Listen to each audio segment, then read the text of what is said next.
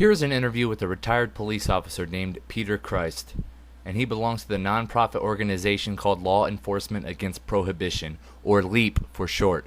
LEAP consists of criminal justice professionals that bear witness to the harms of current drug policies. Their main concern is illegal drug dealers are making huge profits and are beyond police personnel control.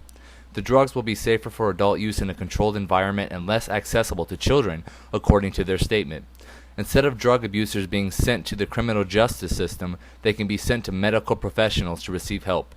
LEAP feels that ending prohibition will allow more focus to be centered on violent criminal acts while drugs can be taxed and regulated for profit. Welcome back to Two Sides. I'm Christy Mazurek. And Joel Jambra. You may have remembered it was a proposal, piece of legislation getting pushed around in the assembly, about changing the parameters of possession of drugs. But there really is a push now nationwide, some calling for the legalization of drugs. And our guest, Peter Christ, is a former police captain.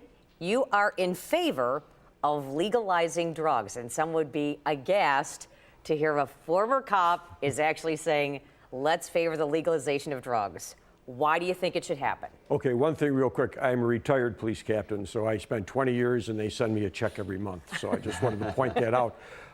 Yes, I'm one of the co-founders of LEAP, Law Enforcement Against Prohibition. And why we came together as an organization in 2002 is because we see the failure of the policy of prohibition in our society. I was talking to somebody earlier today and they said, well, you think these gangsters will just become honest people if we legalize drugs? And my answer to them was no. The gangsters will stay gangsters, but most of the people that are involved in this illegal trade, you really wouldn't classify as gangsters. They're more like opportunists. To give you a quick example, in 1919, there was a homicide rate in this country. We instituted alcohol prohibition in 1920. The homicide rate in this country climbed every year until it peaked in 1933 when we legalized alcohol. And by 1937, the homicide rate in America was back down to the level it was at before alcohol prohibition started. And I want to point out one other thing about 1937. That was the deepest, darkest period of the Depression in this country. So there was a lot of angry people, but they weren't killing themselves anymore because we took the product away that they were killing themselves over. Legalization of drugs is not about the drugs. It is about the gangsterism and terrorism that is supported by the illegal marketplace in this country. So, where do you begin? Because some people just out of the gate are going, whoa, they're still trying to wrap their head around that a retired police captain wants drugs very criminalized now to be made legal. It just doesn't make sense. Well, I can understand that, and it's because I think they think the issue is about the drugs. And as I said before, it isn't. It's about the crime and violence. Law enforcement was designed by a guy by the name of Robert Peel over in London, England in the early 1800s. That's why they call them bobbies, by the way, Robert Peel. And he designed an organization of law enforcement that would protect people from other people doing them harm. When you institute a prohibition like we have with drugs in this country, what you are doing is not protecting people from other people. You are attempting to use law enforcement to protect people from themselves. Protecting you from yourself is a function of family, church, education, and the healthcare system. It never is and never should have been intended to be a law enforcement function. We are out there enforcing morality when we enforce drug laws, and that is not our job. We were not trained to do it. We are not capable of doing it. And if anything else, you see the failure of it. We've been doing this for over 40 years since Nixon kicked it off, and the drugs are more available, pure quality, and cheaper than they've ever been before on the streets of America. And we've had 40,000 deaths in Mexico in the last 5 years fighting over this drug trade. Plus, we've destroyed more lives than the drugs have by incarcerating people and hanging felony convictions on them and denying them college educations, denying them jobs for no good reason. And one other thing I want to point out, just in case people think that if we do it hard enough, this is actually going to be doable to make drugs go away. We have the largest prison system on the planet.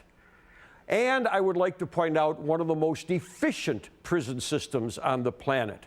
And in that huge, efficient prison system, we do not have one drug-free prison in America. And if you cannot keep drugs out of prison, who is going to be delusional enough to think you can keep them out of a free society? Or a high school, for that matter. Or a high school. Peter, this is another classic argument that's very much like Einstein's theory of insanity. You know, you can think you can do things the same way and get a different result.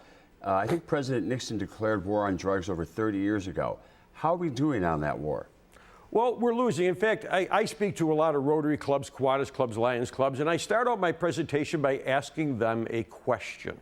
And the question is, do you think we can win the war on drugs? Now, let's define what winning war means. We won the Second World War. We don't fight the Germans and the Italians and the Japanese every once in a while. The war is over, we won it, it's done, okay? That's what one war was. So if we win the war on drugs, that means we've taken the word marijuana and heroin out of the dictionary because we've defeated the drugs, they're gone. And I ask people to raise their hands, and nobody ever puts their hand up to think that's possible. So now let's change the discussion. If instead of talking about things like drug-free and winning the war on drugs, we start saying things like drugs are always going to be in our society, they're always going to be here, which group of people do you want to run the marketplace? Do you want it run by gangsters, thugs, and terrorists who have 13-year-old children selling drugs on street corners? Or do you think that maybe a licensed, regulated marketplace where we can set age limits and distribution points and control purity of drugs is a better system? Call me crazy, but I'm not a prohibitionist. I think that a better system is a regulated and controlled marketplace. And don't misunderstand me. I am not implying that if we legalize drugs, that is going to solve our alcohol problem. Just like when we legalized alcohol in 1933, that didn't solve our alcohol problem, all right? This isn't going to solve our drug problem. We have to deal with our drug problem as an educational and a healthcare issue. So as long as... Wait, my question would be then, you know, some would say, I'm sure some of the people at the Rotary clubs, by the way, I would like to go to the next time that you speak to them because I would love to see their faces when you start your opening pitch. If you're legalizing drugs, doesn't that promote more usage? Gee, I don't know, does it? How many people do you think in America are not using cocaine because they can't get it? Oh, All right? every It's single not a person that problem. wants to get it is going to get it. Acquiring the drug is not what makes people decide to use it. It's all right? about demand and supply, right, Peter? As long as there's a demand, there's going to be a supply. That's just the entrepreneurial spirit of capitalism, I suspect. So we're saying we're going to take this down to its most minute point and say, just like a pack of cigarettes, if you choose not to smoke, you're not going to do heroin, you're not going to do cocaine. Well, if heroin was legalized, would you go out tomorrow and do heroin? No. Of course not. Of course Because I not. know what the effects are. Of course not. If that's you wanted exact- heroin, you can get it today just about anywhere sure. in the city. Well, it's Probably make a interesting when you phone call mention right tobacco. now. It's interesting when you mention tobacco because one of the comments I get from people all the time is, if we legalize drugs, what kind of a message does that send to our children? It's condoning. It's saying that drugs are really okay. Well, I like to use tobacco. And if you ask any tobacco smoker who's been smoking more than 20 years, if they ever felt condoned in this society, they'll tell you, oh yeah, 10 years ago, 15 years ago, I felt absolutely condoned. Every place I walked into, there was an ashtray. I could smoke on an airplane all the way from New York to Los Angeles.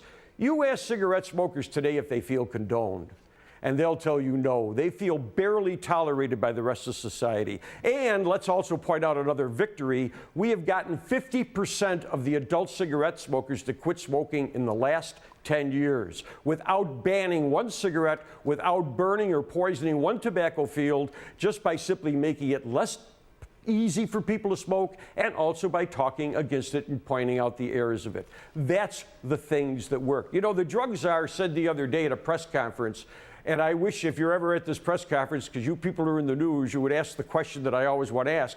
He said that this drug issue in America is fundamentally a healthcare and an educational problem. And nobody asked him, what other healthcare and educational problems do you think we should use the criminal justice system as our main approach to? Because I can't think of any. Peter, we're going to take a quick break. Stay right there. It is a group called LEAP, Law Enforcement Against Prohibition. Peter Christ is here, and we've been talking about how alcohol prohibition led to homicide rates increasing. So you say do away with all the laws and rules and regulations. Again, you can drink alcohol out in public. I don't know if I would want to see someone shooting up, some heroin next to me.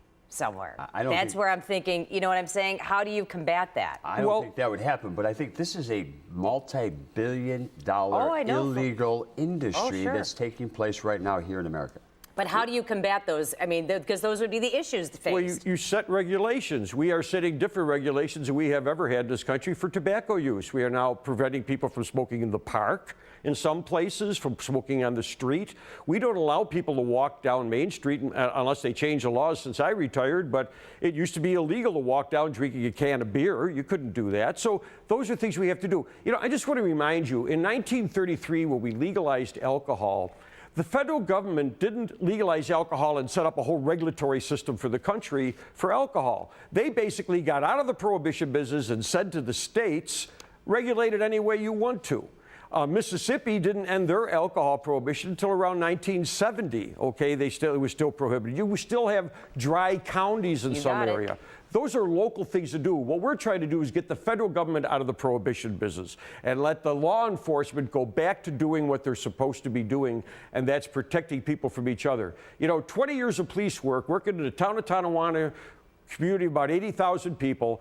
I remember two incidents. One was a father who found out that his son had committed a rape, and he turned his son into the police for that rape. Another one was a mother who found out that her son was committing burglaries, and she turned her son in for committing burglaries. Not once in 20 years did a parent ever turn their child in for drugs. Not once. And I can't believe that out of 80,000 people, some mother or father didn't find in the sock drawer a little baggie with something in it. But when it was their child, the last thought in the world was to turn this over to the police. They found other ways to deal with that problem. And we as a society should find other ways. We have 450,000 deaths a year. It used to be, it's probably down a little bit due to tobacco. 150,000 deaths a year due to alcohol. Now, my question is, when you look at all the illegal drugs and you only have 30,000 deaths a year from all illegal drugs combined, the question is, if prohibition is such a good idea, why don't we bring back alcohol prohibition and prohibit tobacco? If it's a good idea, let's do it with all the things we don't like. And the reality is, when I say that to people, they look at me and say, well, that doesn't work. And that's absolutely right. Prohibition doesn't work. Lydia has a question for you. Mr. Chris, we've gotten a lot of feedback in from a lot of viewers. I am sure we have. I can't imagine watching what you have to say and people not writing in about it. Bud wrote in, there are places in Asia that have no drugs. They execute people who sell, use, or manufacture drugs. Extreme, but effective. We have one more comment. Well, we have several comments, but this one I'm going to read. Just from the legalization and taxation of marijuana in the smoking form only, not paper, clothing, fuels, etc., the profit after savings from anti-marijuana propaganda, courts, and prosecution, as well as regulation in the U.S. as a whole, would profit in upwards of $42 million annually. Can you speak to that? Well, absolutely. That's what we're talking about. We are spending $70 billion a year in this country trying to win this drug war.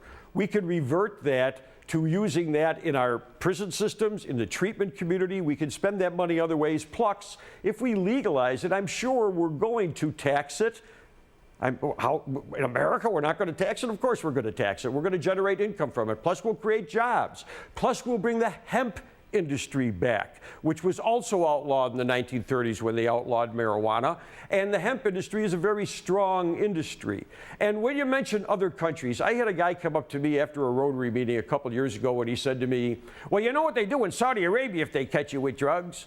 And I said, yeah, and they take you down to the town square and they chop your head off. And he said smugly, yeah, that's right. And I answered him with two answers. One was, call me crazy, but when I think of countries I want America to be more like, Saudi Arabia is not one of the first ones that pops into my head. And two, you know what they do every year in Saudi Arabia when they catch people with drugs? They take them down to the town square and they chop their head off. And you know why they do it every year?